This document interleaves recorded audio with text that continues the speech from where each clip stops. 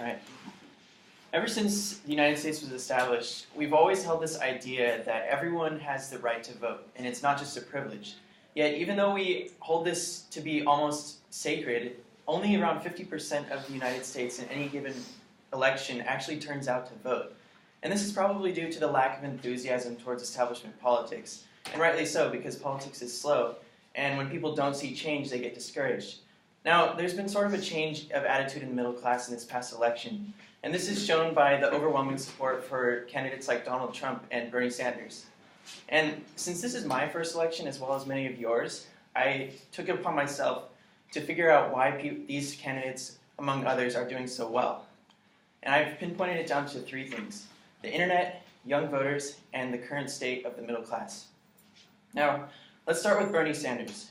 Without the internet, Bernie would not be relevant, and young voters especially, because the mainstream media does not necessarily support Bernie Sanders, because he just doesn't go along with their ideas, or he doesn't align himself with their ideas. But with the middle-class liberal college students, he especially resonates well with them, because they believe that the economy is rigged against them, and they are going into this system with a bunch of college debt and a bunch of mistrust towards the system. And they also have a bit of mistrust for Hillary Clinton, but that's an entirely different story. Now, they are getting out there and volunteering, and they're doing their best to try to get Bernie into the White House. But on the other side of the spectrum, Donald Trump is getting support from the middle-class Republicans. And he has a different view of America, where instead of the internal factors ruining America, it's actually these external factors, such as China, the Muslims, the immigrants, and all these people that he seems to think that is ruining America.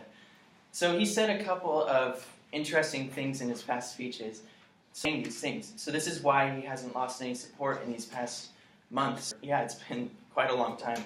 So because he's able to say these things, he can get away with a lot, and his supporters will be okay with him.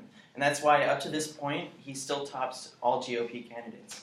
Now, this election is different than pretty much all of them in the past, because these candidates are doing so well when they technically shouldn't. So if you want to see change, this is the election for you, because this may not ever happen again. So even if you're a Democrat or a Republican, if you want to see your party or something in politics change, this is the election for you. So I urge you all to get out there and do your part and vote.